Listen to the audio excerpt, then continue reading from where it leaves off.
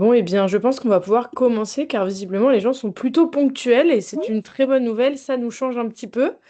Donc, bonjour à tous, merci beaucoup de vous connecter aujourd'hui pour ce webinaire Direction Innovation de l'Alliance des mobilités par Mobiliance. Donc, nous sommes ravis de vous accueillir sur cet espace virtuel pour parler de la sécurité des batteries.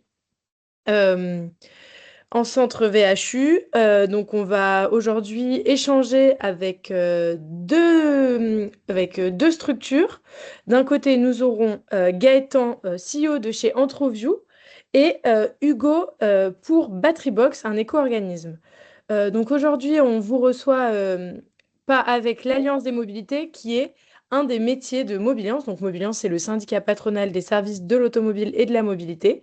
Et on représente plus précisément au sein de l'Alliance des mobilités des entreprises innovantes qui vont proposer des nouveaux services pour le monde de l'automobile et de la mobilité et qui viendront aussi un peu challenger les métiers historiques et les accompagner dans leurs évolutions, comme aujourd'hui on le fait avec la question des batteries et des centres VHU. Entreview est donc membre de l'Alliance et est aussi passé par le Move Lab, qui est notre accélérateur de start-up, où on accompagne des start-up de la mobilité pour avancer et continuer à faire partie de ce vaste écosystème. Pour commencer très brièvement, je vais présenter Entreview et Batterybox et puis je leur laisserai la parole. Donc, d'un côté, nous avons donc Entreview, qui est une start-up deep tech issue de la recherche fondamentale sur la thermodynamique des batteries, qui propose aujourd'hui des solutions de diagnostic des batteries lithium pour le marché, bien entendu, des véhicules électriques qui, normalement, devraient continuer à grandir les années qui viennent. Donc, après des premiers partenariats avec premiers partenariats, pardon, avec des gigafactories comme Northvolt, elle propose maintenant des solutions de diagnostic pour la prévente avec des premières solutions installées dans des centres techniques et notamment des centres VHU. Contrairement aux approches classiques qui s'appuient sur l'historique d'usage ou sur les données constructeurs, Entreview vient proposer une nouvelle méthode qui mesure un signal physique définitif, ce qui permet d'évaluer la santé et la sécurité d'un module de façon rapide, fiable, bien entendu, et indépendante du BMS. Donc ça, c'est Entreview qui est notre adhérente de l'Alliance. Et de l'autre côté, vous avez nos partenaires Batterybox qui est plutôt un éco-organisme agréé par l'État dédié à la collecte et au recyclage des piles et des batteries usagées. C'est un acteur central de la filière REP et il propose notamment des solutions pour les producteurs et les distributeurs afin de garantir une gestion responsable et conforme à la réglementation. Aujourd'hui, Batterybox, c'est plus de 33 000 points de collecte et des partenariats industriels pour permettre de recycler les piles et les batteries le mieux possible. Il propose également une approche qui sera plus globale en sensibilisant et en innovant pour sécuriser la filière et optimiser le recyclage. Voilà, Gaëtan, Hugo, la scène est à vous. On vous laisse dérouler. Merci beaucoup à tous. Merci Juliette. Du coup, je vais commencer à présenter Batterybox. Donc déjà pour le sommaire, on aura en première partie ma présentation de Batterybox. Je vous présenterai une petite introduction sur la REP, le contexte réglementaire, et ensuite je passerai sur des cas plus concrets en vous présentant donc des solutions et des cas d'usage opérationnels. Ensuite, on passera sur la présentation d'Entreview qui vous présentera des éléments sur mieux comprendre les batteries, les risques et pratiques à maîtriser en centre d'HU et différentes solutions de diagnostic. Avant de commencer déjà, merci beaucoup à l'Alliance des mobilités d'accueillir Batterybox pour échanger avec vous aujourd'hui. Moi, je m'appelle Hugo Bouquet, ça fait maintenant 3 ans que je suis chez Batterybox et je travaille en tant que responsable de marché sur le marché automobile. Et donc pour nous, c'est assez important d'échanger avec vous aujourd'hui parce que ça fait 1 an qu'on prépare la filière REP sur l'ensemble des catégories de batteries. On a échangé avec beaucoup de constructeurs automobiles, mais encore trop peu avec les centres VHU. Donc, voilà, pour nous, c'est une vraie occasion de pouvoir se présenter, vous montrer ce qu'on a imaginé pour le lancement de cette filière. Et on a vraiment besoin de comprendre vos besoins, vos enjeux pour pouvoir démarrer la filière. On va apprendre aussi en marchant. Donc, ce que je vous présente aujourd'hui, c'est ce qu'on a imaginé. Et donc voilà, maintenant, j'attendrai vos retours d'ici la fin de ce webinaire. Donc maintenant, pour vous présenter Batterybox, on est donc un éco-organisme. Tu peux passer, parfait, merci. On est donc un éco-organisme en charge des batteries. On existe depuis 26 ans. On a commencé sur le traitement des batteries portables, donc tout ce qui était batterie de 0 à 5 kg, avec un premier agrément qui arrivait en 2010. Et en 2020, on a lancé une filière sur les petites mobilités, donc pour le traitement des batteries de trottinettes, vélos et scooters électriques. Et puis depuis 2025, on s'appelle Batterybox, anciennement on s'appelait Screlec, et on a changé de nom parce que c'est notre solution opérationnelle qui s'appelait comme ça paraissait plus logique de s'appeler Batterybox. Et désormais, on est agréé par l'État sur l'ensemble des catégories de batteries, sur lesquelles je reviendrai juste après. Et sur la slide suivante, je vais vous présenter rapidement ce qu'est la responsabilité élargie du producteur, puisque finalement c'est un système qui est basé sur le principe du pollueur-payeur. Donc finalement, tout producteur de batterie, donc qu'il soit un importateur ou un fabricant, va adhérer chez Batterybox, payer une éco-contribution, et nous, ça va nous permettre de récupérer ses responsabilités, le mettre en conformité vis-à-vis de la fin de vie des batteries. Et donc nous, on va collecter, trier, recycler les batteries, essayer de promouvoir au maximum l'économie circulaire, donc le réemploi des batteries, et sensibiliser les acteurs au geste de tri, ce qui est assez global pour l'ensemble des catégories de batteries. Et pour le véhicule électrique, on aura un système un peu particulier aussi à mettre en place. Est-ce que tu peux passer à la slide suivante? Merci. Donc voilà, avant de passer sur les nouvelles catégories de batteries, en quelques chiffres, comme la présence des Juliette, aujourd'hui c'est 33 000 points de collecte pour 6 400 tonnes de batteries qui sont collectées, en tout cas l'année dernière, pour 3 600 adhérents. Donc c'est 6 400 tonnes pour à peu près 12 000 tonnes collectées sur les batteries portables. Désormais, le marché de batterie il est de plusieurs centaines de milliers de tonnes, donc on s'attend à avoir des tonnages beaucoup plus importants à collecter dès l'année prochaine. Et voilà, donc c'est pour ça qu'on est content de vous rencontrer aujourd'hui. Est-ce que tu peux passer à la suite? Merci. Donc aujourd'hui, on est chez Batterybox, on est 23 collaborateurs. Et donc on s'occupe, comme je vous le disais, du traitement, de la collecte et du recyclage des batteries. Et on a 5 responsables régionaux. Donc ce sera vos contacts privilégiés sur l'ensemble du territoire. Donc on a séparé le territoire en 5. Donc là, la carte, elle n'est pas à jour, puisqu'on a un petit peu modifié le territoire. Et puis Alban, qui est situé sur le sud-est de la France, est également responsable de marché avec moi. Donc on a Lucas qui vient le remplacer. En tout cas, ce sera avec eux. Donc on va pouvoir développer la collecte avec vous. Et moi, voilà, je récupère les besoins et je le transmets à nos responsables régionaux. Et donc, ce sera avec eux que vous pourrez voir aussi comment contractualiser avec nous en tant que partenaire de collecte et comment mettre en place la collecte. Donc, maintenant, je vais vous faire un petit point sur le contexte réglementaire. Donc, initialement, sur les batteries, je vous disais bien que Batterybox gérait les batteries portables. Aujourd'hui, on s'occupe des 5 catégories de batteries. Celles-ci, elles sont introduites par le règlement européen. Donc, ce règlement, il ne s'applique pas que sur la France, mais bien sur l'ensemble du territoire européen, et il sépare ces 5 catégories. Donc maintenant, on a les moyens de transport léger, les batteries de véhicules électriques, les batteries industrielles et les batteries SLI. Et en tant que centre VHU, vous allez rencontrer, et vous devez déjà rencontrer, l'ensemble de ces catégories de batteries, avec majoritairement, je suppose, des batteries SLI, qu'elles soient plomb et maintenant un petit peu lithium, des batteries de véhicules électriques en quantité assez importante, que ce soit sur du véhicule 100% électrique ou hybride, qui soit rechargeable ou multi-hybride également. Et vous devez avoir aussi quelques petites batteries industrielles pour les engins de levage de manutention. Vous devez avoir certains sur vos sites.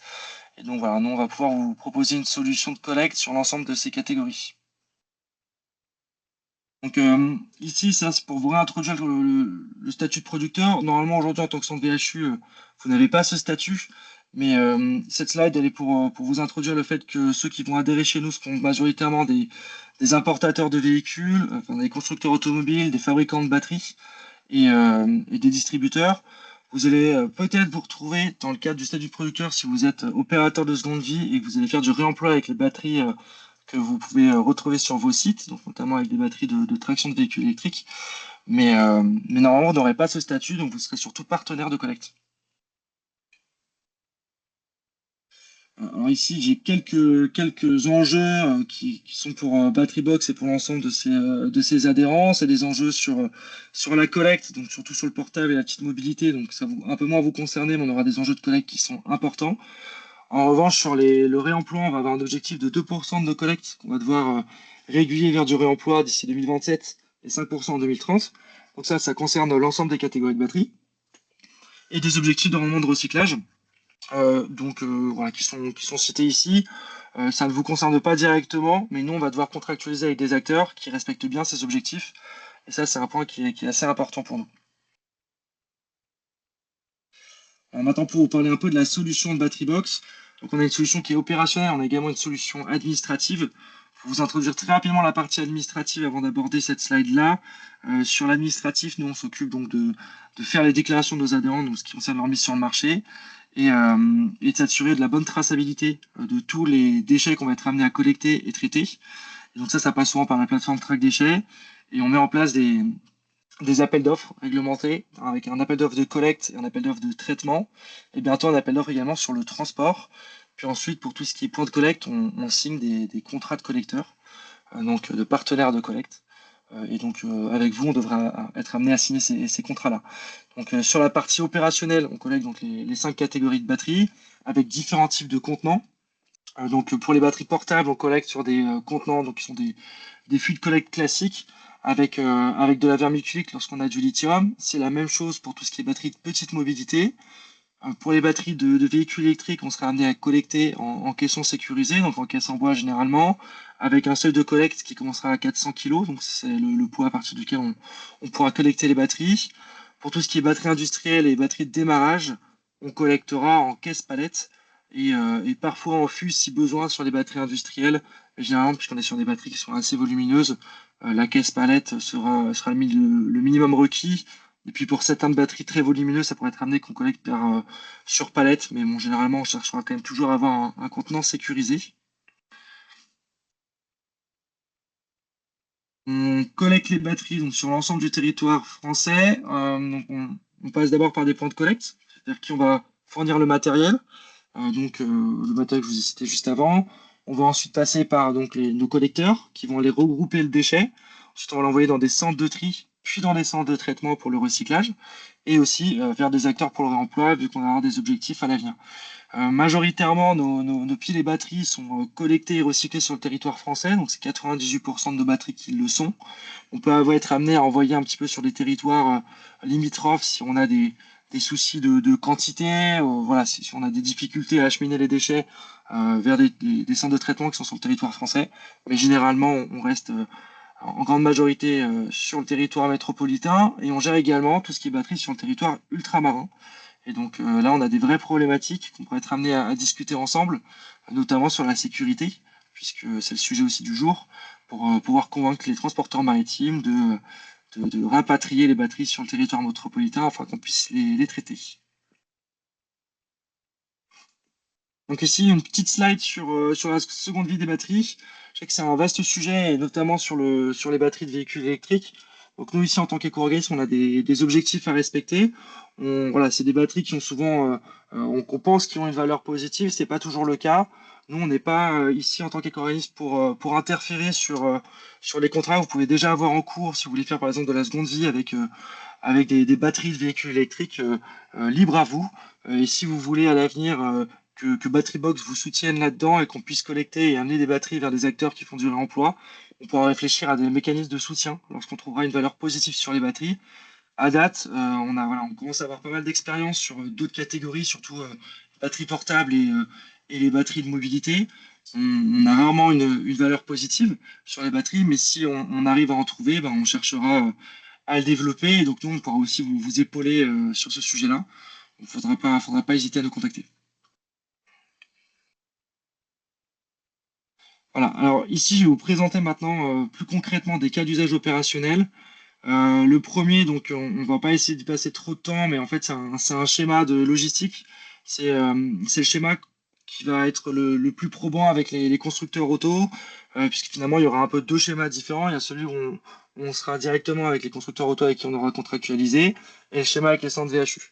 En gros, ici, l'idée, c'est de se dire que lorsqu'une batterie elle est collectée, il faudra d'abord qu'elle soit transportée généralement vers un centre qui sera en capacité de diagnostiquer la batterie, vérifier si elle est réparable ou non.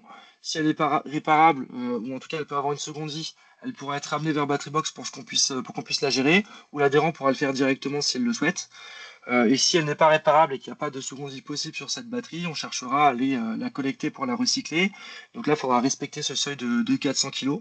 Une fois que le seuil est atteint, on pourra contacter BatteryBox ou notre adhérent pourra le faire directement par lui-même pour contacter ses partenaires de traitement s'il en a déjà et s'il veut continuer de faire sa collecte par lui-même.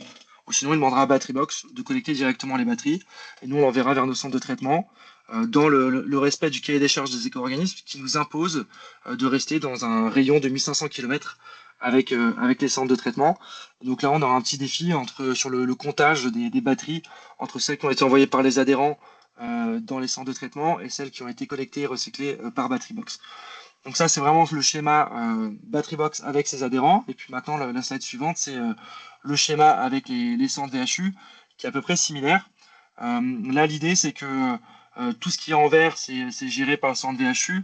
Et donc vous constaterez en bas à gauche que j'ai laissé en vert la partie seconde vie, puisque vous êtes tout à fait libre de faire la seconde vie par vous-même par les batteries, enfin pour les batteries, et que si vous voulez passer par Batterybox, vous pourrez également. Mais voilà, le but n'est pas forcément d'interférer là-dedans.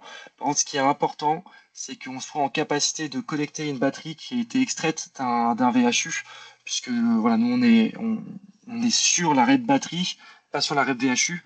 Donc nous, on collectera vraiment que des batteries qui sont extraites des véhicules, idéalement démantelées en modules, ce qui sera plus simple pour l'aspect logistique.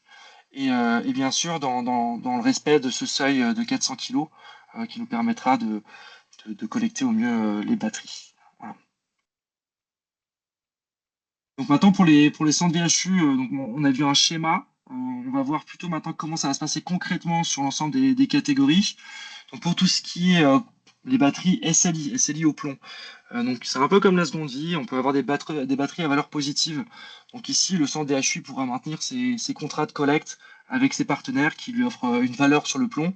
Nous, pareil, on ne cherche pas à interférer sur la chaîne de valeur. Donc voilà, notre construction opérationnelle, elle va dans ce sens-là. Si jamais vous avez un besoin, c'est pareil, vous pourrez toujours contacter Batterybox pour qu'on puisse collecter les batteries. C'est des choses qu'on sait déjà faire, donc on pourra continuer de le faire si vous avez un besoin. Pour tout ce qui est sali lithium et portable, là, on est quand même généralement sur des batteries qui sont à valeur négative. Et donc là, vous pourrez, courant 2026, obtenir le matériel de collecte qui vous permettra de bénéficier d'une collecte gratuite. Mais le prérequis, comme je vous le citais, il faudra signer un contrat avec nous de partenaire de collecte qui vous permettra de devenir point de collecte chez Batterybox et donc de bénéficier de la collecte. Pour tout ce qui est maintenant batterie de VE, enfin tout type de batterie, hein. Généralement, il y aura un gros besoin d'identification et de traçabilité. Donc ça, c'est vraiment réglementaire. On doit passer par la plateforme Track Déchets. Donc, chez Batterybox, on va produire les bordereaux de suivi de déchets. Et on va vous demander au mieux de nous apporter différents éléments sur la batterie avec des critères qui sont vraiment précis comme la marque de la batterie, le constructeur auto, ça sera vraiment important puisque dans un premier temps on ira collecter les batteries de nos adhérents, donc il faudra qu'on connaisse les constructeurs dont la batterie est à collecter, le numéro de série idéalement qui pourra nous aider à faire une traçabilité qui soit la plus fine possible. Et pour rappel, on est sur une filière qui est en lancement, on a agréé depuis le 18 août. Donc là, on est vraiment sur une première phase de contractualisation chez nous. On est en train de collecter les premières contributions. Donc on va progressivement pouvoir commencer à collecter les batteries de nos adhérents. Et puis, pour vous rassurer aussi là-dessus, bien que ça prendra un peu de temps, c'est qu'il y a aussi des stocks historiques. Il y aura aussi un équilibrage financier qui sera fait à l'avenir avec un organisme coordonnateur, donc qui permettra de faire la balance entre les différents objectifs des éco-organismes et des systèmes individuels pour être voilà, certain que tout le monde collecte bien ses batteries. Donc ça, c'est un organisme qui est déjà en cours d'agrément auprès de l'État. Et donc, on pourra vous en dire plus à l'avenir. Et de toute façon, on sera amené aussi à faire d'autres webinaires, soit avec l'Alliance des mobilités ou aussi directement via Batterybox. L'idée, c'est qu'on puisse vous informer au mieux et assez régulièrement de la manière dont on avance. Et justement aussi sur le déploiement de notre système d'information qui va arriver en 2026. Donc on en a déjà pour tout ce qui est batterie portable, mais sur les nouvelles catégories, il est en cours de développement. Donc voilà, on a déjà un mode de collecte qui est actif, mais ça facilitera beaucoup plus les choses quand on sera avec notre système d'information. Et donc, bien entendu, pour les batteries de VO, ce sera pareil, il faudra signer le contrat de partenaire de collecte. Maintenant, c'est concrètement les conditions pour qu'on puisse collecter au mieux les batteries, que ce soit donc des batteries 100% électriques, d'hybrides rechargeables ou également de mid-hybrides. On va devoir collecter, donc comme je vous le disais, la batterie qui sera extraite du VHU, qui sera démantelée en module dans l'idéal, lorsque ce sera faisable, avec le seuil de 400 kg comme je vous l'ai cité. Il nous faudra également connaître les dimensions et le poids de la batterie. Ça, c'est aussi un point qui sera important, d'une part pour qu'on puisse avoir le contenant le plus adapté pour la batterie à collecter et qu'on puisse également gérer au mieux la logistique avec les camions. Il faudra également avoir des photos des batteries dans l'idéal pour qu'on puisse aussi faire un pré-diag visuel. Et c'est aussi un point qu'on va aborder après. On aura besoin de connaître aussi au mieux diagnostiquer ces batteries-là. Puis il y aura donc un besoin pour nous que les batteries soient triées. Alors je sais que ça va être quelque chose qui est assez difficile de votre côté, de connaître tout ce qui est technologie de batterie, mais c'est vrai que c'est très important pour nous puisqu'on a des coûts de traitement qui sont différents et pour les centres de traitement, ils ont besoin aussi d'avoir des flux qui soient homogènes. Et donc on a voilà, un produit du recyclage qui est différent en fonction des différentes technologies de lithium, que ce soit du lithium avec ou sans cobalt ou d'autres technologies comme le NiMH qu'on va retrouver sur des batteries hybrides notamment. Et donc là, on va avoir besoin de ces informations-là. Il faudra voir comment on peut fonctionner, si vous avez directement ces infos, si on peut les récupérer aussi via les constructeurs. En tout cas, c'est des informations qui seront nécessaires pour bien collecter. Puis bien évidemment, qu'on fasse une collecte qui soit conforme à l'ADR, donc qui est la réglementation pour le transport de déchets dangereux, et donc qu'on soit dans des contenants qui soient homologués, avec des batteries sanglées, qu'on s'assure que voilà, on soit hors de tout risque de danger, d'emballement thermique lors du transport. Et bien évidemment, on ne collectera pas les batteries des constructeurs qui sont en système individuel, puisqu'ils ont décidé de être avec des éco-organismes, donc ils ont leur propre système de collecte qui sera mis en place. Ici, c'est une dernière slide sur l'aspect opérationnel assez concrète, puisqu'en fait, alors je ne sais pas s'il y a des acteurs des Dramcom, vous me direz peut-être sur la partie question après, mais on a un vrai défi sur les territoires ultramarins. Il va falloir qu'on développe une collecte, une logistique qui soit optimisée et structurée pour les batteries de véhicules électriques. Donc nous, on le fait déjà depuis de nombreuses années sur tout ce qui est batterie portable. On a un vrai nouveau défi aujourd'hui sur les batteries de véhicules électriques. Et donc, voilà, on sera amené à échanger sur ce sujet-là. Il faudra qu'on transporte les batteries, donc pareil, en caisson sécurisée, mais l'important sera aussi de bien diagnostiquer les batteries, qu'elles soient bien déchargées dans l'idéal. Voilà, Entrevue vous en parlera encore mieux que moi sur voilà, les aspects sécuritaires qu'il faudra amener sur les batteries, mais c'est vraiment un point qui est important. Et le développement du réemploi peut être aussi une solution, puisque une batterie qui est réemployée directement sur les territoires ultramarins n'est pas une batterie qu'on devra acheminer à nouveau sur notre territoire. Donc ça peut être une solution, notamment sur le développement de stockage stationnaire pour tout ce qui est énergie renouvelable. Voilà, et donc il y a un vrai défi de diagnostic, comme je vous le disais. Donc d'une part un diagnostic visuel, hein, si on a une batterie qui est gonflée, qui est vraiment endommagée, bah, d'office on peut se dire que il y a une problématique de criticité et de dangerosité sur la batterie. Mais l'idée aussi, c'est d'être en capacité derrière de faire un diagnostic électronique et chimique sur la batterie. D'une part, pour savoir si on a un réemploi qui est à faire sur cette batterie. Si on a un réemploi, bah, déjà on sait que la batterie elle n'est pas dangereuse. Donc si jamais on n'a pas de solution de réemploi, on pourra la collecter et la recycler en toute sécurité. Et puis même si elle n'est pas réemployable, s'assurer que derrière, bah, on pourra collecter cette batterie en toute sécurité. C'est vraiment quelque chose qui est important, puisqu'on va pouvoir derrière aussi optimiser les coûts logistiques. Je pense que c'est déjà une problématique que vous aviez avant que les éco-organismes arrivent. Je pense que vous ne nous avez pas attendu pour avoir des besoins aussi de collecte, de recyclage et de transport. Donc vous connaissez un peu cette problématique-là. Et donc c'est aussi pour cette raison que on échange avec Entreview et que le but est d'étudier le lancement d'un projet pilote avec eux. Et donc voilà, je laisserai Entreview parler de ce sujet-là juste après. Donc voilà, avant de leur laisser la main, j'ai deux, trois dernières slides pour juste vous rappeler les grands défis et besoins pour BatteryBox. Donc on a l'identification des marques des batteries, bien sûr, le diagnostic réemploi et criticité, comme on vient d'en parler, tout ce qui est conditionnement, traçabilité, il y a notamment les bordereaux de suivi de déchets, le numéro de CIVI, la marque, comme j'ai cité juste avant, et aussi bah, une nécessité de formation à la manipulation de batterie, parce que j'imagine que c'est aussi quelque chose d'assez particulier et de nouveau chez vous, puisque bon, le marché du véhicule électrique est déjà bien développé, mais le fait d'avoir des batteries en fin de vie, ça arrive depuis quelques années, et donc j'imagine que pour être en capacité de diagnostiquer les batteries, il faut aussi des formations, il faut être en capacité de manipuler. Et donc nous, voilà, on aimerait bien aussi avoir des informations sur votre niveau de formation, sur où est-ce que vous en êtes. Et voilà, n'hésitez pas à nous remonter vos besoins, vos problématiques, c'est vraiment important pour nous. C'est grâce à ça qu'on arrivera à construire une filière qui soit pérenne. Et un petit point sur le calendrier.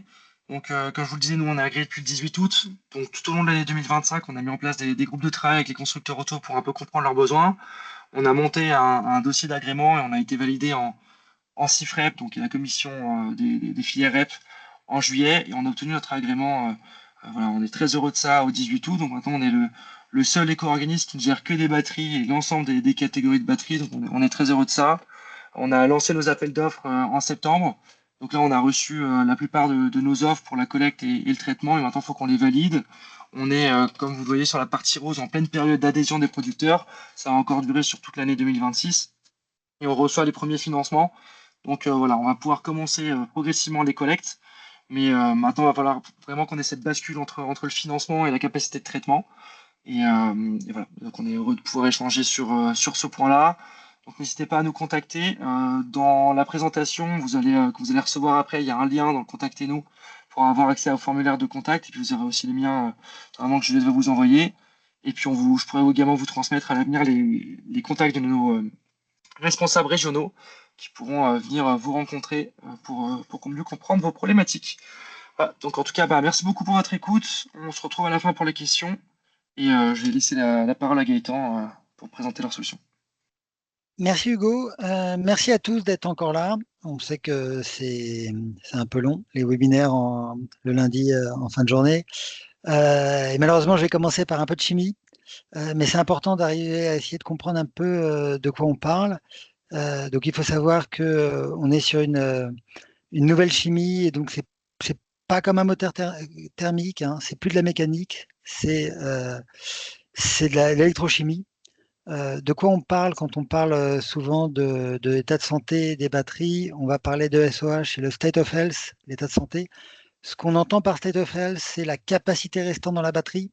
En termes électrochimiques, on pourrait aller chercher des choses beaucoup plus profondes, mais c'est ça dont on parle actuellement. Une batterie, c'est un accu dans ce que vous avez dans les packs batteries dans les voitures, en fait. C'est des packs qui sont composés la plupart du temps de modules. Un module est composé de plusieurs cellules. Une cellule, en fait, c'est l'élément, le premier élément, c'est un peu une pile, hein, qui peut être vue sous trois différents formats. Qu'on voit à gauche, soit en forme cylindrique, vraiment comme une pile, soit prismatique, soit sous forme d'une poche un peu souple. Ce qui est important à comprendre, c'est que quel que soit le format, ça peut être la même chimie, ça peut être la même chose à l'intérieur. Donc, en général, on ne descend jamais au niveau de la cellule, hein. Vous allez surtout être confronté à des modules et à des packs qui vont évoluer de manière différente dans le temps. Ce qu'on met, c'est que les conditions à basse température, par exemple, ça va donner des dégradations qui peuvent être très dangereuses. Le stockage à haute température, ça va faire virer la batterie, mais ça va être moins dangereux. Les états de charge extrême, ça va jouer sur leur durée de vie également. Et donc, sur la durée de vie, comme je viens d'expliquer, il y a plusieurs mécanismes qui impactent la durée de vie d'une batterie. Ça veut dire aussi qu'une batterie deux batteries qui ont la même capacité vont pas forcément avoir la même espérance de vie, parce qu'elles ont eu des mécanismes de dégradation différents. Donc en fait, en ayant la connaissance de cette capacité, ça nous dit pas forcément si la batterie est dangereuse ou pas dangereuse. Il y a des batteries à 90% d'état de santé qui sont très dangereuses et les batteries à 60% qui ne le sont pas. Et donc, ça montre qu'il faut avoir plus d'éléments. Et ce qu'on essaie de montrer sur cette slide, c'est une analogie avec le corps humain, où on part de deux mécanismes de vieillissement différents. Le premier qu'on compare à une hypoglycémie, qui est en fait le LLI, Loss of Lithium Inventory, c'est-à-dire qu'on a perdu des atomes de lithium, hein. Le principe d'une batterie, c'est qu'il y a des atomes de lithium qui vont d'une électrode à une autre, et parfois il y en a qu'on va perdre. Quand il fait froid, notamment, en fait, il y a des dendrites, ça se cristallise en fait, les atomes de lithium, et ça va augmenter la résistance de la batterie, donc elle va chauffer plus. Donc ça, c'est un premier type de dégradation. Et le deuxième, en fait, le loss of active material, qu'on compare à une lésion musculaire. Dans ce cas-là, on va avoir, en fait, quand les atomes de lithium vont essayer de s'intercaler dans des électrodes, ils n'auront plus d'éléments lesquels se poser. Et donc, c'est parce qu'il y a eu donc, des dissolutions de métaux de transition, par exemple, et donc on le compare un peu à du surmenage. Ce qui est intéressant, c'est que ces deux mécanismes peuvent avoir le même impact sur la capacité, mais pas du tout sur le futur de la batterie. Et donc le premier, notamment les dendrites, ce que ça peut causer, ça peut percer le séparateur, et donc le plus et le moins se touchent. Et là, ça peut causer des chocs électriques et des emballements thermiques. Donc c'est ce qu'il faut absolument éviter. Et alors, si on continue de manière un peu plus générale, le problème auquel vous êtes confronté en tant que CVHU, c'est qu'il y a des milliers de véhicules électriques en fin de vie qui arrivent, en fin de vie ou post-sinistre, on ne sait pas, c'est quelque chose de nouveau dans la filière, on ne sait pas trop quoi en faire, on ne sait pas non plus comment les sécuriser et comment les valoriser. La sécuriser, c'est la chose la plus importante à faire à court terme. Parce qu'on a des stocks dormants. Je sais qu'il y en a qui empilent les stocks parce que on s'imagine qu'il y aura bientôt un marché et qu'on va pouvoir les valoriser. Ce serait bien, hein. Mais empiler des stocks de batteries qu'on n'a pas diagnostiqués, c'est une très mauvaise idée. Euh, alors moi, mon but, c'est pas de faire peur à tout le monde. On est dans un domaine, hein, la batterie de voiture électrique, où les batteries sont de très bonne qualité, hein. Ce sont de bien meilleure qualité que les batteries de micromobilité en moyenne. Néanmoins, stocker des batteries sans les avoir diagnostiquées ou mises en sécurité, c'est quelque chose à pas faire. Les valoriser, alors ça, c'est quelque chose qu'il faudra développer par la suite, parce qu'évidemment, en tant que CVHU, votre métier, hein, c'est de revaloriser des pièces détachées. Et par rapport à la filière, on sait qu'on a besoin de créer ces métiers de réemploi et de réparation. Pour l'instant, la filière est en train de se créer, ça n'existe pas beaucoup, mais on va y travailler.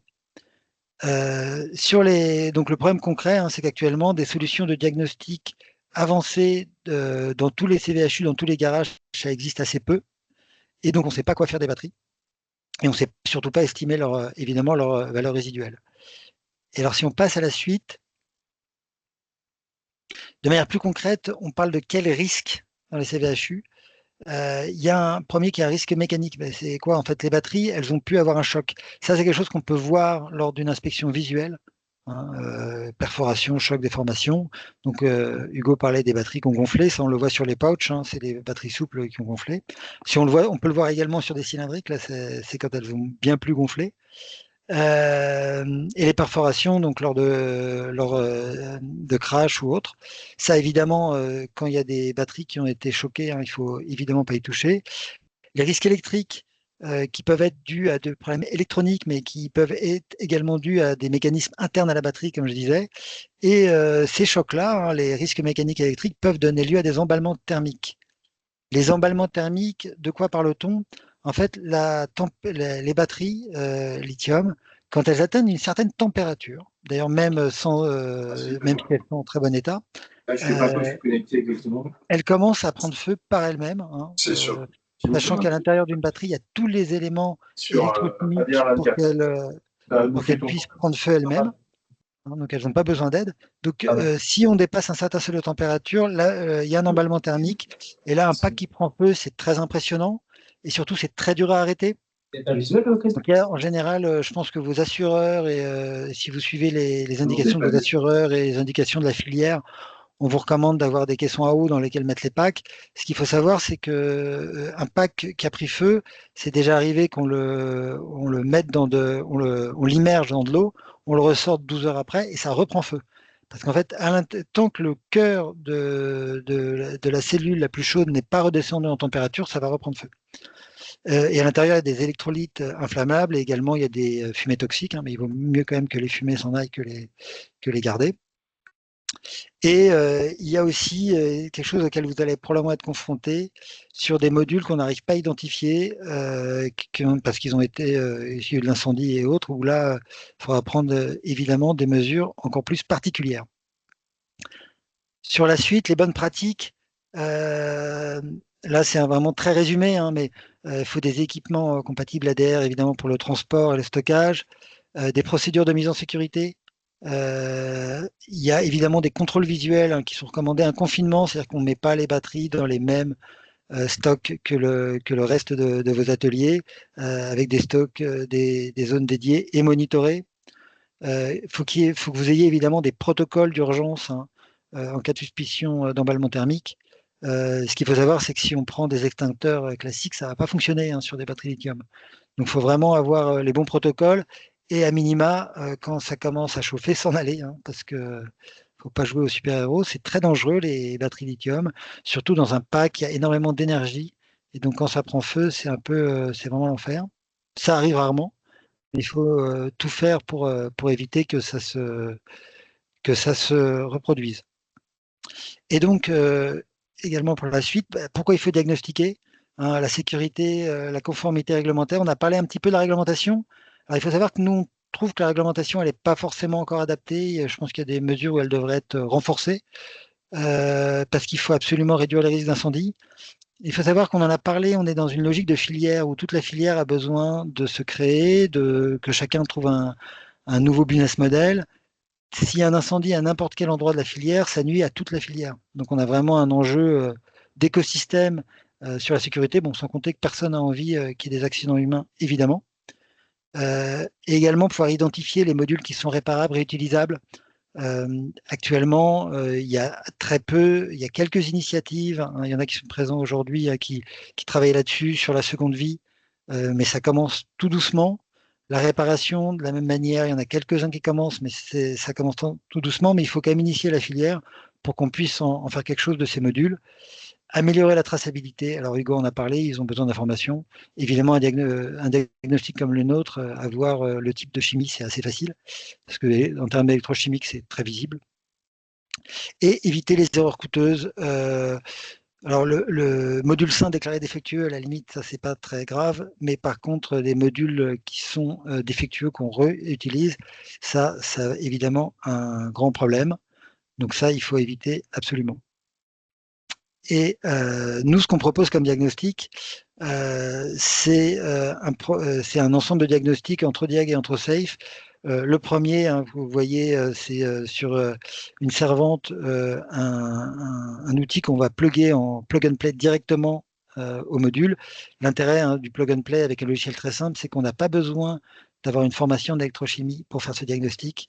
N'importe quel technicien qui est formé à manipuler des modules, évidemment, peut faire ce diagnostic et on peut recommander la meilleure utilisation et donc se sécuriser sur ces batteries. Et ce qu'il faut savoir, c'est que la plupart actuellement vont devoir aller en recyclage parce qu'il n'y a pas encore de filière de remploi, comme on disait. Et donc, on vient de développer un nouveau module entre Safe qui va permettre en fait de neutraliser en toute sécurité. Qu'est-ce que ça veut dire? C'est que votre batterie, comme votre téléphone, quand il tombe à 0% l'état de charge, il n'est pas à 0 volt. Et il faut faire le chemin pour l'amener à 0 volt, suite à quoi on va brancher le plus et le moins.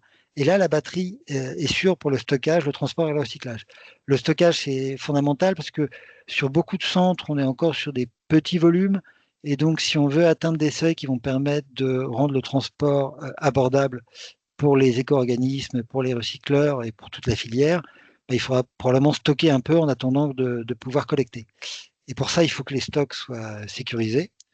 Et donc, voilà, de faire des décharges profondes des batteries.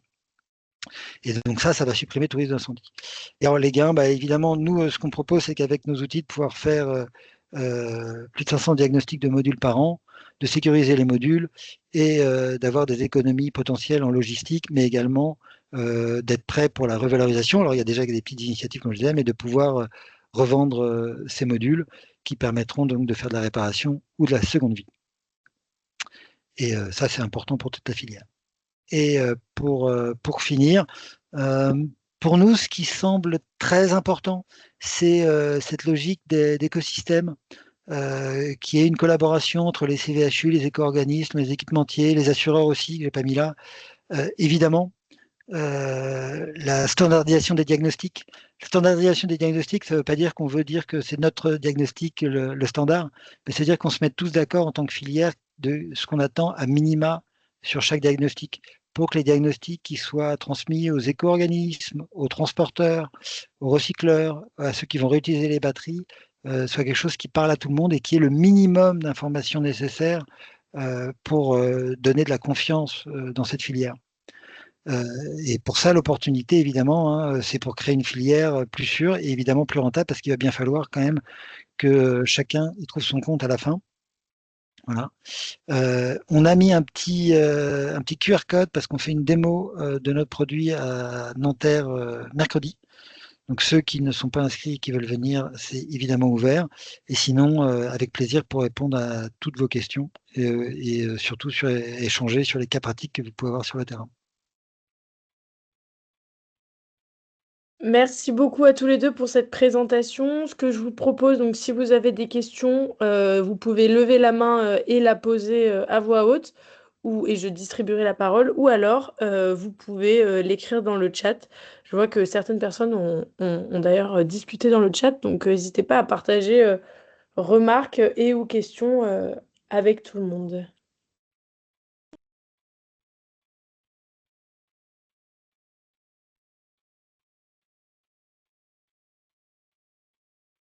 Oui, Pierre, je vous laisse la parole.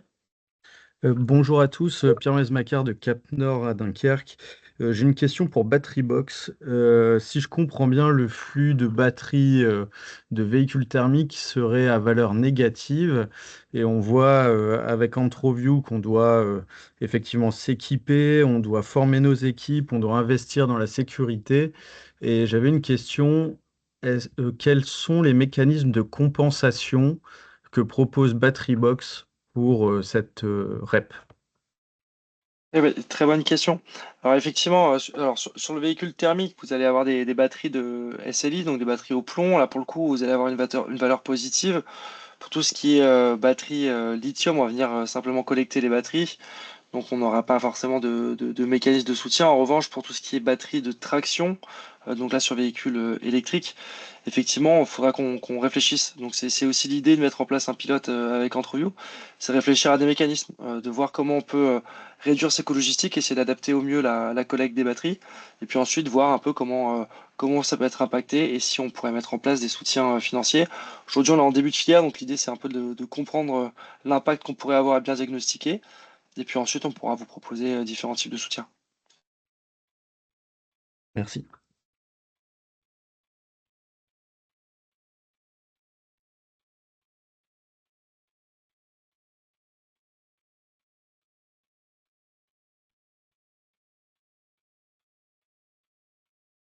Je vais peut-être rajouter un petit point technique parce que j'ai vu des questions, enfin, des échanges sur la décharge des packs à 0 volt. Nous, ce qu'on recommande, c'est pas de décharger les packs en entier, mais module par module, et de les monitorer pour une raison. En fait, quand on décharge un pack en entier, on risque des inversions de polarité sur certaines cellules. Ça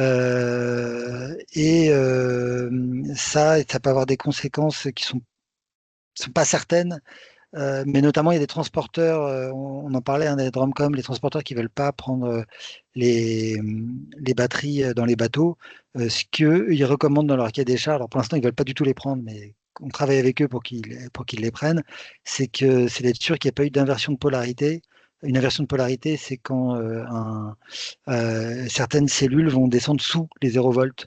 Et elles remontent évidemment à la fin quand ça s'équilibre, mais c'est pas forcément une bonne idée sur les conséquences à long terme. Et donc, quand on fait une décharge profonde, il faut monitorer pour être sûr qu'on ne va pas trop vite, qu'il n'y a pas une cellule qui ne suit pas les autres ou qui va trop vite et qui ne descende pas en dessous de 0. Voilà.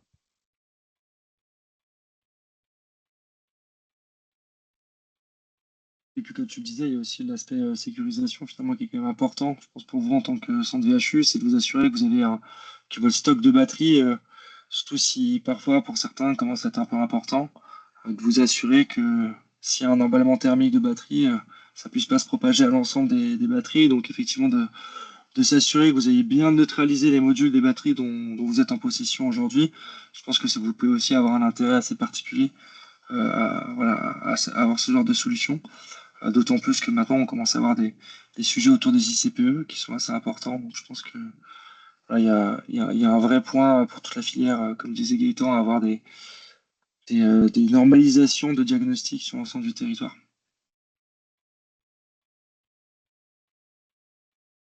Merci, monsieur Marc Jolivet. Oui, bonjour Marc Jolivet, GPA.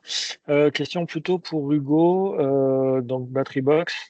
On a une dizaine de pourcents de batteries qui sont brûlées aujourd'hui, dont on sait que la valorisation après broyage est pas optimale. Vous avez montré les objectifs de valorisation. On sait que les recycleurs sont un peu en difficulté, notamment à cause des différentes unités de batteries qui se valorisent plus ou moins bien actuellement. Est-ce qu'il est prévu d'étudier des pistes directes pour les batteries très brûlées, type incinération, qui pourrait nous amener d'autres exutoires?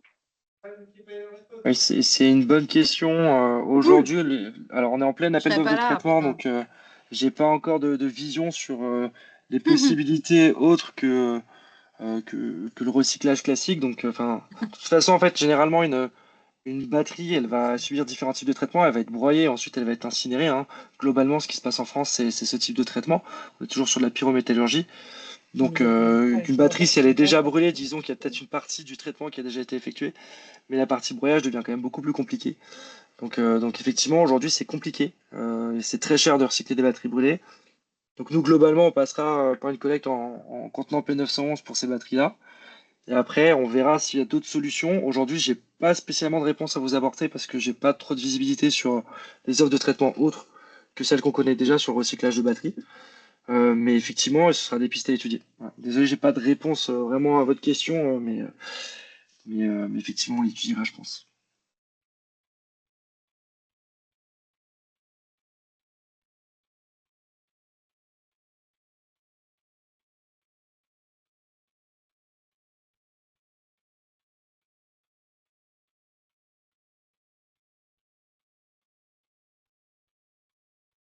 Est-ce qu'il y avait d'autres questions, remarques, propositions?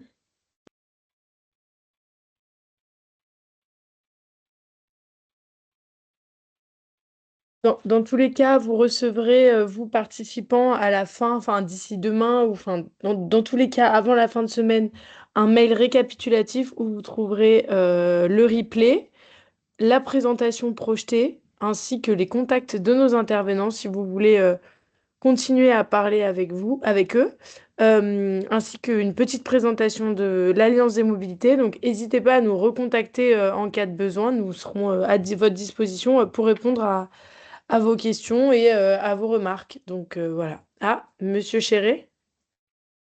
Oui, voilà, moi je voulais juste rajouter quelque chose que j'ai mis dans le chat aussi. Mais donc on a déjà traité plus de 30 000 packs dans la société. Pourquoi? Parce que on a une technologie et une société qui est présente en Norvège, en Suède et au Danemark. Et ben, comme vous le savez, en Norvège, ils sont déjà passés maintenant à quasiment 100% de nouvelles voitures, hein, qui sont sur le marché sont électriques. 80. Et ils sont comme ça déjà depuis très longtemps. Et donc on a toute une histoire. Donc ça veut dire que je dirais cet apprentissage, en fait, il est derrière nous, hein. Et donc, on propose pour faciliter ça et justement pour vous faciliter la vie, de le mettre à disposition sous forme de franchise à toute personne intéressée. Et ça veut dire on a des bases de données sur comment transporter les batteries, comment démonter les batteries, tous les types de batteries. On a une base de données qui a plus de 350 batteries différentes. Enfin, tout est déjà connu et répertorié, etc. Tout ce dont on a parlé ici avec les décharges profondes ou non profondes. Si on veut faire de la deuxième vie, par exemple, eh bien, évidemment, il ne faut pas décharger jusqu'à 0 volt, hein. On garde 30% de voltage, etc. Donc tout cet aspect-là, on le fait. On a une unité chez nous qui fait de la seconde vie, qui fait ce diagnostic et qui propose. Euh, donc, je dirais, la connaissance et la technologie existent. Donc voilà, en ceci, c'est un appel. Si intérêt, ben, n'hésitez pas à me contacter.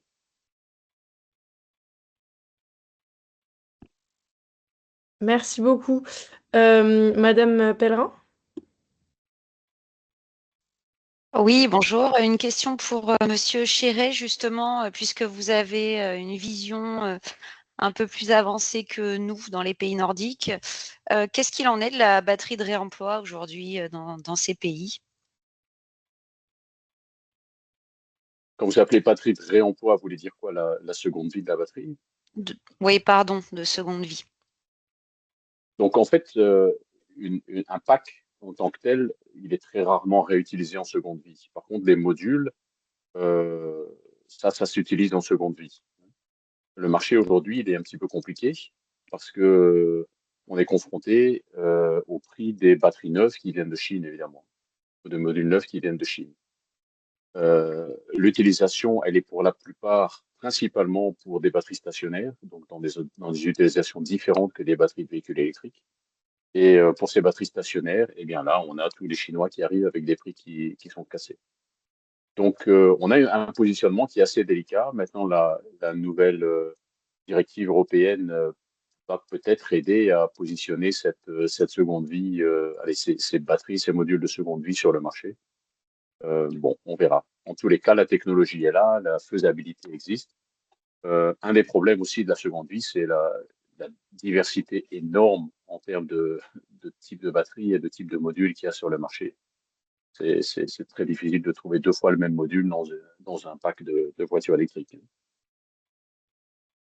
Et vous Donc, il y a pas mal de réparez défis. les batteries là-bas? Oui, alors Vous faites effectivement, de ça la c'est la réparation réparation. Ouais, batterie? ouais. Alors la réparation, c'est quelque chose qui se développe maintenant. Donc au début, on faisait des changements et c'est ce qui se fait encore beaucoup. Par exemple, on est en Belgique, hein, c'est la maison mère en Belgique. Pour l'instant, on répare pas encore les batteries de voitures électriques en Belgique. Et par contre, en Norvège, au Danemark et en Suède, on répare de plus en plus parce que les constructeurs se rendent compte que le coût sinon est gigantesque.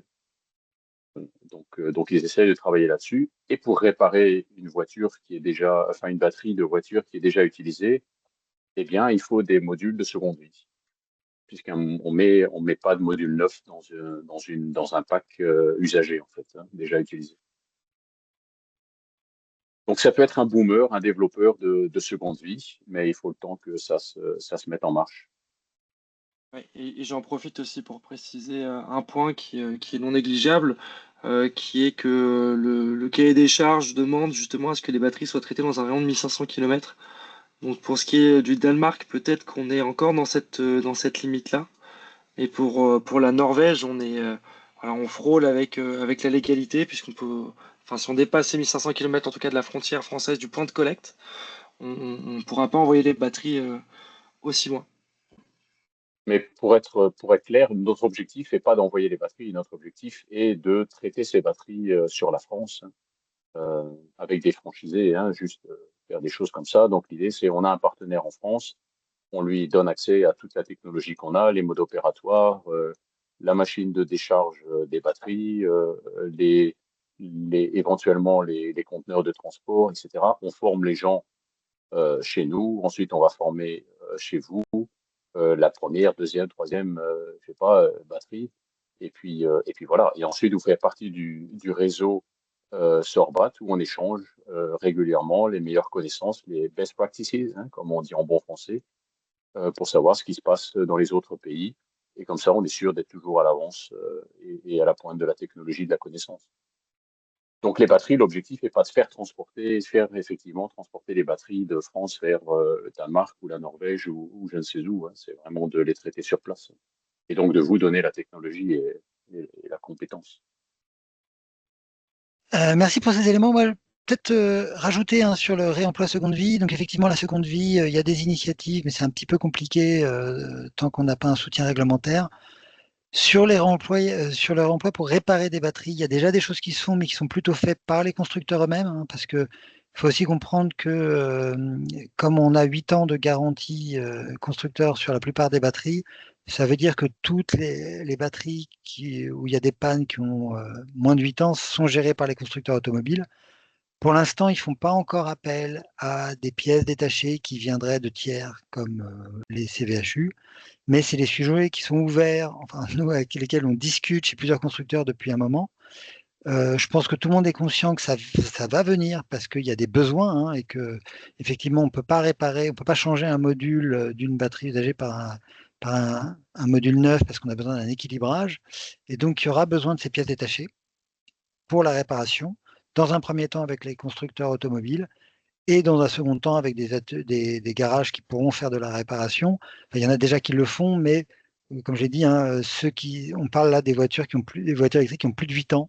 Et donc il suffit de regarder les ventes, il y a plus de 8 ans, il y a encore un marché qui est un peu faible, mais par contre ça arrive, hein, les volumes ils arrivent forcément. Et donc Ouais, ça, ce si je sont peux des rajouter, débouchés très importants pour les pièces détachées. pardon. Si je peux rajouter, c'est pour ça que ça se développe aussi dans les pays nordiques parce qu'ils sont occupés avec des voitures électriques depuis plus longtemps, mais aussi aux États-Unis parce que la garantie donnée aux voitures est plus basse, hein. Donc vous arrivez plus rapidement. La garantie, c'est toujours un nombre d'années ou un nombre de kilomètres, évidemment. Et donc, si vous dépassez l'un des deux, vous êtes hors garantie. Remplacer une voiture, ça vous coûte direct 15 000 euros, 20 000 euros. Et si vous passez par un réparateur à côté avec des pièces de seconde main, ça coûte évidemment beaucoup moins cher, juste quelques milliers d'euros. Et donc, c'est très avantageux, évidemment. Donc, c'est quelque chose qui, effectivement, va se développer dans le temps.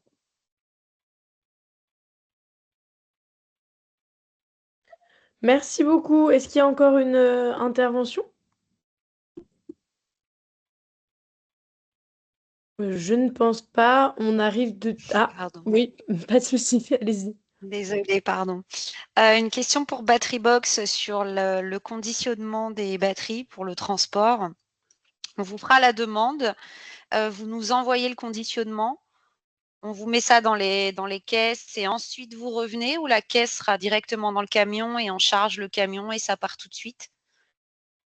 L'idée, c'est qu'effectivement, on vous apporte du contenant. Alors, si vous avez déjà les batteries qui sont dans un contenant, que le contenant est consigné, on pourra aussi voir une méthode de fonctionnement pour qu'on puisse vous rapporter le contenant, ou en tout cas le consigner. Mais sinon, oui, le modèle, il est là, c'est qu'on fournit le contenant, et puis derrière, vous conditionnez la batterie, et ensuite, on le charge dans le camion, et on l'achemine.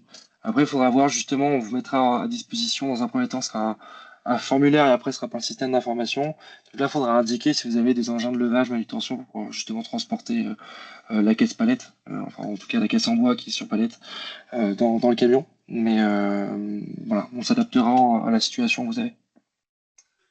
D'accord, aujourd'hui, alors les centres VHE qui sont présents à ce webinaire, je pense qu'ils vivent un peu la même chose, c'est qu'on a tous une volumétrie de batterie de plus en plus importante sur nos sites. On a un peu le même problème que GPA, on a des batteries qui sont entièrement brûlées ou vraiment très dangereuses, ouvertes, etc. Aujourd'hui, quand on fait une demande d'enlèvement, on nous envoie une caisse pour une batterie. Mhm. C'est un peu light parce qu'il y a un camion qui tourne dans toute la France ou une caisse sécurisée qui tourne dans toute la France. Ça me paraît compliqué avec les volumes qu'on est en train de traiter. Donc, je ne sais pas comment vous voulez vous organiser. Je pense honnêtement que ce ne sont pas au centre VHU d'acheter ces caisses. On est bien dans la filière pollueur-payeur. Hein. Parce que si on doit acheter tous 100 ou 200 caisses sécurisées sur nos centres VHU à la modique somme de 15 000 ou 25 000 ou je ne sais combien la caisse, ça me paraît compliqué financièrement. Aujourd'hui, on doit avoir des installations, des infrastructures, des équipements, du personnel formé. Ça coûte une fortune, hein, on ne va pas se mentir, et ça ne nous rapporte rien. Pour le moment, je l'ai bien compris, pas de souci. Donc, comment vous voulez vous organiser avec toutes ces caisses sécurisées? Oui, bah, l'idée, c'est ça, hein, comme vous le dites, c'est pas forcément à vous d'aller acheter, vous n'avez pas acheté 100 contenants P911, ça c'est bien certain, on est tous conscients du prix qui est très important là-dessus. Donc nous, en fait, on est en train de lancer la filière, on a des adhérents qui sont en train de contractualiser avec nous, et une fois qu'on a les financements, on se fournit en contenants. Donc il y aura dans un premier temps, ce sera de la location de contenants avec des acteurs connus, je pense de tous ici sur le traitement, enfin sur le transport de batteries dangereuses. Donc on restera sur des contenants uniques, hein. J'ai pas connaissance de contenants qui permettent de porter, enfin de transporter 10, 15, 20 batteries d'un coup. Donc voilà, s'il y en a qui se développent, on serait très content d'en avoir. Mais effectivement, ce sera la problématique au début, hein. On n'aura pas forcément une offre de contenants qui sera très importante. Mais l'idée, c'est qu'on arrive à savoir justement où est-ce que la demande est la plus importante pour qu'on puisse essayer de fournir les départements et régions où il y a le plus de demandes pour qu'on puisse voilà, être le plus efficace possible. Après, c'est certain que si vous avez 30 ou 40 batteries à collecter le mois prochain, on ne sera pas en capacité d'aller les chercher. On est sur une filière qui est vraiment en commencement. Donc voilà, ça se fera pas à pas. Mais bien évidemment, ça passera par l'éco-organisme en partie. Voilà. Et nous, c'est aussi pour ça que c'est important de connaître les batteries qui proviennent de nos adhérents et d'avoir une identification à la marque, parce qu'on n'est pas le seul éco-organisme qui sera en charge des batteries de véhicules électriques. Il y aura également des systèmes individuels. Et donc nous, le financement, on essaie de le faire le plus juste possible, que ce soit pour le détenteur du déchet, mais également pour le constructeur, parce que finalement c'est le constructeur qui paye. Mais on cherche aussi à avoir voilà, un coût qui soit acceptable. Et donc ça passe par une bonne connaissance voilà, du marché. Et voilà, donc on essaiera d'être le plus au mieux, voilà, si je peux me permettre. Ok, merci. Monsieur Darona. Bonjour, Monsieur Darona, GPA, je suis directeur industriel. J'ai une question qui a partiellement été posée. C'est quoi le capacitaire aujourd'hui que vous avez pour absorber les batteries? Et quel est le délai moyen entre la demande qu'on peut vous faire, dossier bien rempli, et la prise en charge de cette batterie? Actuellement, contractuellement, on est lorsqu'on a une demande, elle est à 10 jours. Ça, c'est la demande contractuelle sur une collecte de batteries portables et de petite mobilité telle qu'on le faisait historiquement sur notre batterie, enfin sur notre filière agréée, notre ancienne filière volontaire sur la petite mobilité. L'idée, c'est qu'on soit sur les mêmes délais à l'avenir sur les batteries de véhicules électriques. Alors bien évidemment, lorsqu'on sera sur des contenants P911, comme on vient de l'expliquer, si on n'a pas la disponibilité du contenant, on ne pourra pas assurer, enfin voilà, on sera en toute logique dans les capacités des centres de traitement et des prestataires à fournir le contenant dans un premier temps. Après, lorsqu'on aura des contenants propres, bah là on essaiera d'être le plus efficace possible, dans la mesure du possible et de financement. Donc là, comme je vous le dis, on est sur un début de filière. Donc aujourd'hui, on est en levée de fonds, disons, même si on n'est pas une start-up et on n'est pas en train de lever des fonds auprès d'investisseurs, mais c'est nos adhérents qui sont en train d'adhérer. Donc on est vraiment sur une phase de contractualisation. Et donc là, on est sur des premiers fonds, hein. Donc là, les collectes, elles sont à peine actives. Donc on n'a pas de capacité à annoncer. C'est pour ça, comme je vous le disais en début, hein, là, c'est un premier rendez-vous qu'on fait avec vous. C'est pour vous présenter la manière dont on va être actif. Mais on est agréé que depuis le 18 août. Donc voilà, ça prend toujours beaucoup de temps, malheureusement. Le capacitaire va dépendre aussi du traitement des sociétés de traitement de ces batteries. Donc Exactement. aujourd'hui, je sais pas, mes confrères, ils font appel à Asnam aussi, je suppose. Aujourd'hui, c'est des délais quasiment d'une année, hein, entre le moment où on fait la demande et le moment où ça part. Donc, allez-y, hein, investissez, hein. Je pense qu'il y a de quoi faire. Bah, c'est le but, hein. Je pense que le fait qu'il y ait un règlement européen sur les batteries qui soit développé, c'est d'essayer de développer au maximum les capacités de recyclage. Le développement d'un centre de traitement aujourd'hui, c'est des investissements qui sont très importants. Et donc, pour motiver les investisseurs à ouvrir des centres de traitement de recyclage, il faut que derrière, il y ait un outil réglementaire. Et la REP, elle est là pour ça. Et justement, c'est certes le début, mais c'est ce qu'on espère. Et normalement, on ne devrait pas trop s'inquiéter sur ce sujet-là. Le fait que les constructeurs aujourd'hui soient dans l'obligation d'adhérer à des éco-organismes et de financer le déchet, ça va permettre à la filière de se développer le mieux possible. Et c'est vrai que la problématique aussi, c'est que effectivement aujourd'hui vous avez des gisements, parce qu'il y a aussi des stocks qui ont été faits, notamment pour avoir la seconde vie de batterie. C'est de ce que j'ai compris, mais les plus gros des gisements de batteries de véhicules électriques, il est à venir. Donc, vu les investissements que doivent faire des centres de traitement pour pouvoir ouvrir des centres de traitement, il leur faut le flux qui vienne avec. Donc, je pense que c'est aussi pour ça que les délais sont très longs aujourd'hui. C'est que en fait, il y avait peu de gisements avant, donc du coup des petites capacités de traitement, et des capacités qui étaient trop petites pour le petit gisement qu'il y a actuellement. Donc l'idée, c'est que ça se développe au fur et à mesure et qu'on ait ensuite des grosses capacités. Ok, merci. Compris.